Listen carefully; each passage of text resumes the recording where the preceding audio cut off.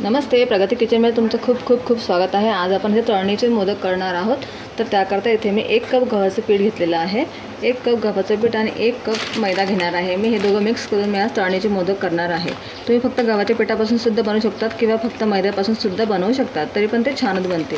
तर मी सांगितलेली ट्रिक वापरून तुम्ही नक्की बनवा, तुमचे मोदक अगदी कुरकुरीत बनतील आणि आतमध्ये सॉफ्ट बनतील। आता 1 कप गव्हाचं पीठ आणि 1 कप मैदा घेतला आहे। त्याच्यामुळे आपण टाकूया इथे आपल्याला चिमूटभर मीठ टाकायचं आहे। जास्त मीठ टाकू नका, त्याच्यामुळे मोदक आहे ना कुरकुरीत नाही बनत। मग चिमूटभर मीठ टाकल्यावर आता गणपती बाप्पासाठी करतोय म्हणून आपल्याला थोडंसं नाही पिठामध्ये थोडंसं गूळ टाकायचं आहे। गुळावरती थोडंसं आपल्याला साधं तूप टाकायचं आहे। त्याच्यामध्ये मी 1 चमचा तूप टाकते, त्याच्यामुळे आपले मोदक छान कुरकुरीत बनतील। आणि ह्या गुळावरती आपल्याला थोडंसं दूध टाकायचं आहे। जास्त पण नका टाकू, अगदी 2 ते 3 चमचे दूध टाका गुळामध्ये। हे चांगलं आपल्याला मिक्स करून घ्यायचं आहे असं। आणि हे पूर्ण तूप, दूध आणि गूळ एकसारखं असं पूर्ण वेळेला आपल्या पिठाला लावून घ्यायचं आहे व्यवस्थित। आणि मग आपण याचा अगदी घट्टसर गोळा मळायचा आहे, म्हणजे आपल्याला याची पारी करताना ती व्यवस्थित आली पाहिजे। म्हणून जास्त तुम्ही सैल गोळा पण नका मळू आणि जास्त एकदम घट्ट पण नका मळू, मीडियम साईजचा आपल्याला गोळा मारायचा आहे। बघा आता पूर्ण मी याला लावून घेते व्यवस्थित। 1 ते 1.5 चमचा इथे मी तूप वापरलेलं आहे, साजूक तूप, त्याच्यामुळे आपले मोदक कुरकुरीत बनतात। आता मी हा गोळा घट्ट मळून घेईन। बघा थोडं थोडं पाणी घालून आपल्याला गोळा मळून घ्यायचा आहे। एकदम जास्त पाणी नका ओतू, नाही तर मग आपलं पीठ साईड होऊन जाईल ना, तर आपल्याला त्याची पारी बनवताना जड जाईल।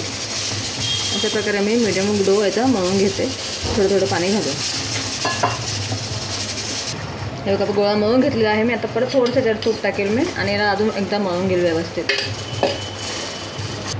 बघा अशा पद्धतीने मी डो मळून घेतलेला आहे। आता आपल्याला याला 15 मिनटं रेस्टवर ठेवायचं आहे, नंतर मग आपण याचे मोदक बनवूया। तोपर्यंत आपण याचं सारण बनवून घेऊया मोदकांचं। आता आपण सारण करता इथे मी डेसिकेटेड कोकोनट घेतलेला आहे 1 कप, थोडंसं कमी 1 कपापेक्षा। तर 1 कप डेसिकेटेड कोकोनटला मी इथे घेणार आहे अर्ध्यापेक्षा थोडीशी जास्त पिठी साखर। तुम्ही साखरेचं प्रमाण तुमच्या हिशोबाने कमी जास्त करू शकतात। तुम्हाला गोड हवं असेल तुम्ही जास्त गोड करा, नाही तर मग कमी गोडही करू शकता। इथे मी अर्ध्या कपापेक्षा थोडेसे जास्त घेतलेले आहे। हे बघा पिठी साखर टाकायची। त्यानंतर आपल्याला याच्यात टाकायचे आहे काजू बदाम। इथे मी अशी पूड करून घेतली आहे काजू बदामची, तुम्ही चॉप करून सुद्धा टाकू शकतात। आणि त्यानंतर आपण याच्यात टाकायचं आहे जायफळ आणि वेलदोड्याची पूड, ते मी इथे अर्धा चमचा टाकते। त्याच्यामुळे छान आपल्या सारणला टेस्ट येईल। आता हे आपले मोदक तळणीचे आहे, त्याच्यामुळे आपण सारणही कोरडंच ठेवणार आहे। ह्या सारणाला ओलं असं म्हणजे शिजवायची गरज नाही पडत। तळणीच्या मोदकांना असं कोरडं सारण लागतं आणि आम्ही अशा पद्धतीनेच करतो, खूप छान लागतात। त्याच्यातले गुठळ्या वगैरे असेल तर पूर्ण मोडून आपण हे सारण असं एकजीव करायचं हाताने व्यवस्थित। दॅट्स इट, आपलं सारण तयार आहे। हे बघा कोणी कोणी याच्यामध्ये गूळ पण टाकतं। आता मी साखर टाकली आहे, तुम्ही तुमच्या आवडीनुसार गूळ किंवा साखर टाकू शकतात।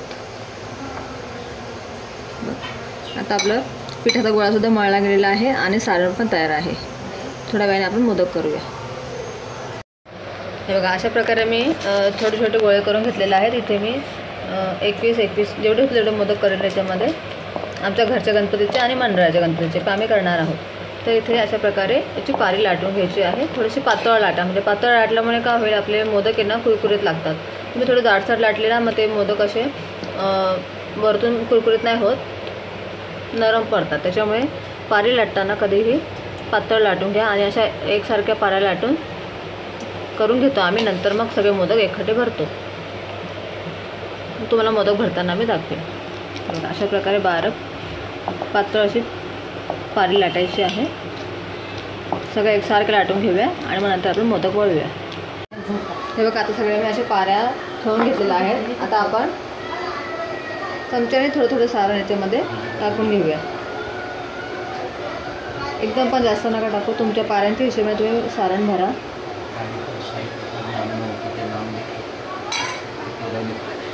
आता आपण याचे मोदक वळून घेऊया। एक एक पाऱ्याचे अशी कळ्या घेऊन हळूहळू आपल्याला ते मोदक वळायचे आहेत।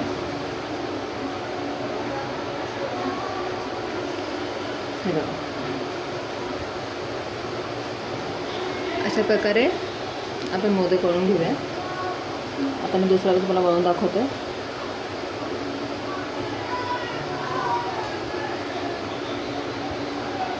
अगदी लहान लहान पाकळ्या घ्या आणि मोदक वळा. हे बघा छान दिसतं. अशा प्रकारे मी सगळे मोदक वळून घेईल, मग तुम्हाला तळायचे कसे ते पण दाखवेल. आता तुम्ही यांना अशा पद्धतीने पण भरू शकतात, वळू शकता. बघा हे 2 कोणे घेऊन एककडे करायचे आणि नंतर इकडचे 2 साईडचे घेऊन ते आपण असे 4ही कोपरे एकत्र करून असाही तुम्ही मोदक वळू शकता. ही पण सोपी पद्धत आहे आणि मी सांगितलेली पहिली पद्धत ती पण सोपी आहे. तुम्हाला जे सोपे वाटेल ते तुम्ही करू शकता. दुसऱ्या पद्धत करून दाखवतो तुम्हाला.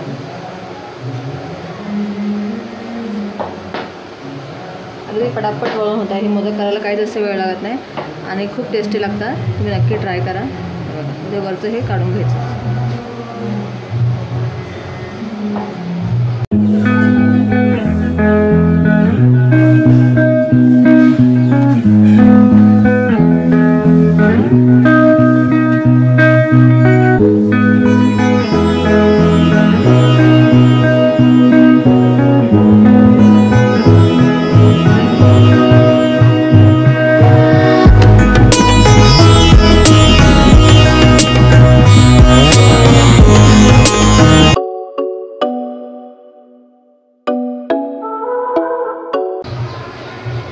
हे बघा आपले मोदक तयार आहेत. आता आपण हे मोदक सगळे तळून घेऊया.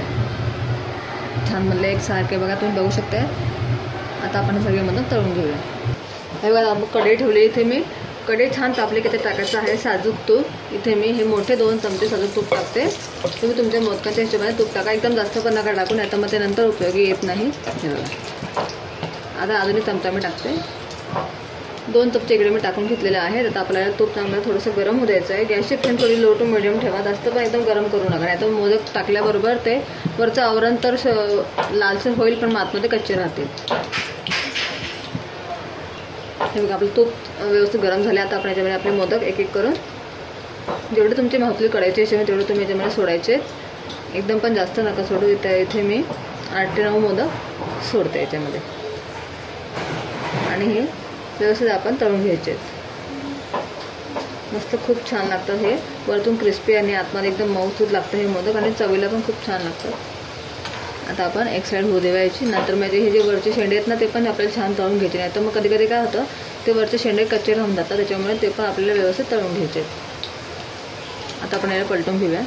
हे शेंड्यांचा भाग आहे ना आपण आता खाली करूया, म्हणजे ते पण आपले छान तळले जाते अशा प्रकारे. बघा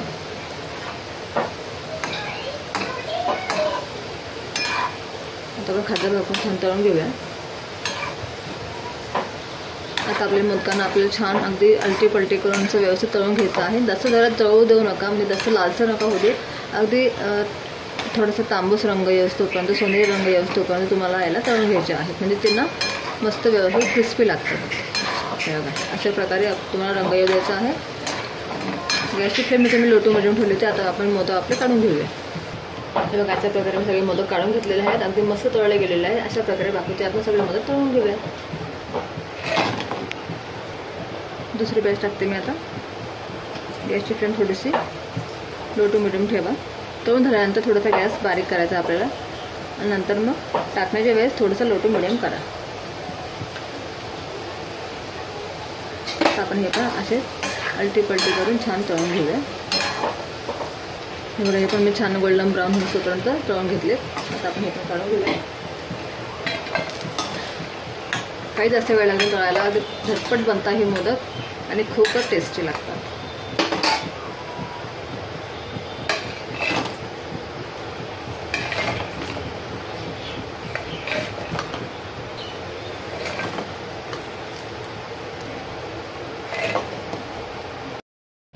हे बघा आपले सगळे तळणीचे मोदक तयार झालेले आहेत. अगदी मस्त कुरकुरीत बनलेले आहेत आपले मोदक. वरतून एकदम कुरकुरीत आणि आतमधून मऊ आहेत. तुम्हाला दाखवते मी एक असा आवाज करून. हे बघा अगदी मस्त कुरकुरीत बनतात वरतून आणि आतमध्ये एकदम सॉफ्ट बनतात. तुम्हाला मी खोलून पण दाखवते. हे बघा अगदी मस्त सॉफ्ट आतून आणि सारण पण आपलं अगदी व्यवस्थित असं जसं आता बाहेर येत नाही. तुम्ही त्याला वळताना अगदी व्यवस्थित वळा आणि अशा प्रकारे तुम्ही सुद्धा मोदक बनवा. खूप छान लागतं हे मोदक. आज बाप्पाचा शेवटचा दिवस आहे. बाप्पा आपले विसर्जन होणार आहे. त्याकरता आम्ही हे मंडळाकरता सुद्धा मी मोदक देणार आहेत 51 आणि घराकरता मी 21 मोदक केले. अशा प्रकारे मी पूर्ण मोदक बनवून घेतलेले आहेत. तुम्हाला जर माझी आजची रेसिपी आवडली असेल तर रेसिपीला नक्की लाईक करा, चॅनलला सबस्क्राईब करा आणि शेअर करायला अजिबात विसरू नका. तुम्ही पण अशा प्रकारे मोदक बनवून बघा. खूपच छान लागतात, टेस्टी लागतात. बाय.